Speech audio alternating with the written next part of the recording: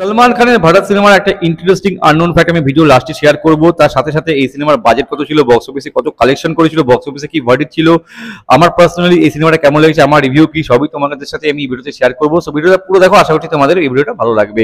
So friends, welcome back to my channel. আমি অভিষেক, একটা নতুন এপিসোডে তোমাদের সকলকে জানাচ্ছি স্বাগত। আজ হচ্ছে 5ই জুন 2025, বৃহস্পতিবার। বাইরে খুব বৃষ্টি পড়ছে। আর কালকে হাউসফুল 5 রিলিজ করছে, তো একটা এক্সাইটিং লেভেল তো আছেই। কালকে দেখতে যাবো, ইচ্ছা আছে। কাল ছুটি আছে অফিস ঈদের জন্য। তো এনিওয়ে, তো টপিকে ফিরছি। ভারত, সলমান খানের ভারত আজ থেকে 6 বছর আগে 2019 সালের 5ই জুন রিলিজ করেছিল। মুখ্য চরিত্রে ছিল সলমান খান, ক্যাটরিনা কাইফ, সুনীল গ্রোভার, সোনালী কুলকার্নি, আসিফ শেখ, কুমুদ মিশ্রা। স্পেশাল অ্যাপিয়ারেন্সে ছিল জ্যাকি শ্রফ আর দিশা পাটানি, আরো অনেকে ছিল।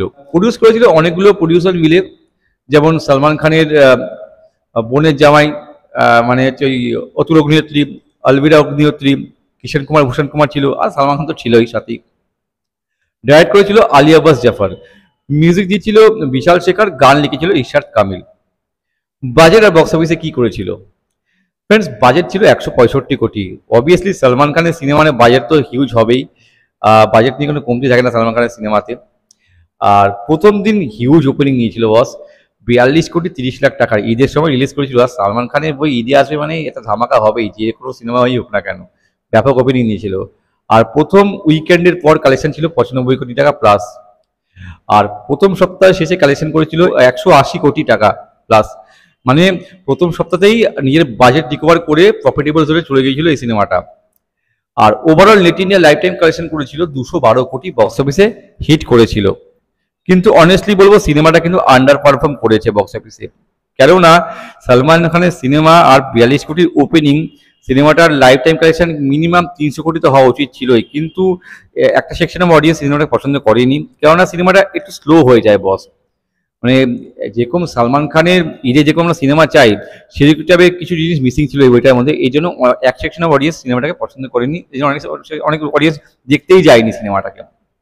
এর জন্যই সিনেমা কালেকশনে হ্যাম্পার হয়। তবে সালমান খানকে দেখবার জন্যই লোকে হলে যায়। মানে ফ্লপ ফিল্মও সলমান খানের 100 কোটিও ব্যবসা করে, সেক্ষেত্রে কি বলবো বস।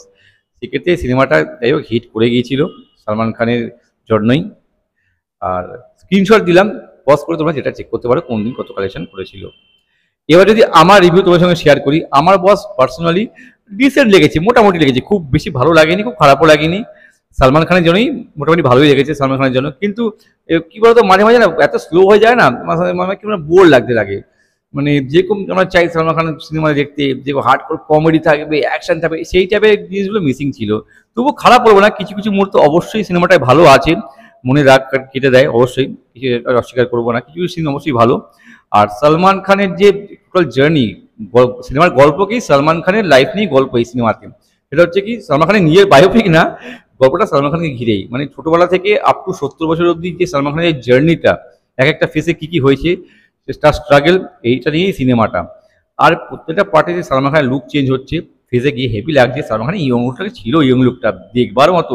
আমি ওই সলমান খান করলো কি করে এই লুকটাকে, কিভাবে ওই ইয়ং পার্টটাকে নিয়ে এলো, এত হ্যান্ডসাম লাগছিল। আর দিশা পাটানির সঙ্গে কেমিস্ট্রিতে ব্যাপক ছিল সলমান খানের ওই ফার্স্ট ফেজে, যখন 18 থেকে 21 বছর যে পার্টটা দেখানো হয়েছে, সার্কাসের মধ্যে সিনগুলো ছিল। তারপর আস্তে আস্তে এজ গ্রো করে, তখন তো ক্যাটরিনা কাইফের সঙ্গে হয় প্রেমার। ক্যাটরিনা কাইফের সঙ্গে কেমিস্ট্রি ব্যাপক লেগেছে সলমান খানের। ক্যাটরিনা কাইফকেও বেশ ভালো লেগেছে সিনেমাতে।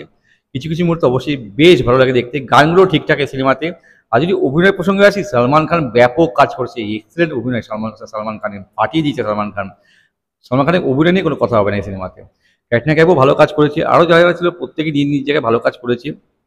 ওভারঅল বলবো ডিসেন্ট একটা সিনেমা, খুব বেশি ভালো বলবো না, খুব খারাপ বলবো না। সলমান খানের জন্য সিনেমাটা তোমরা একবার দেখতে পারো, আশা করছি খারাপ লাগবে না।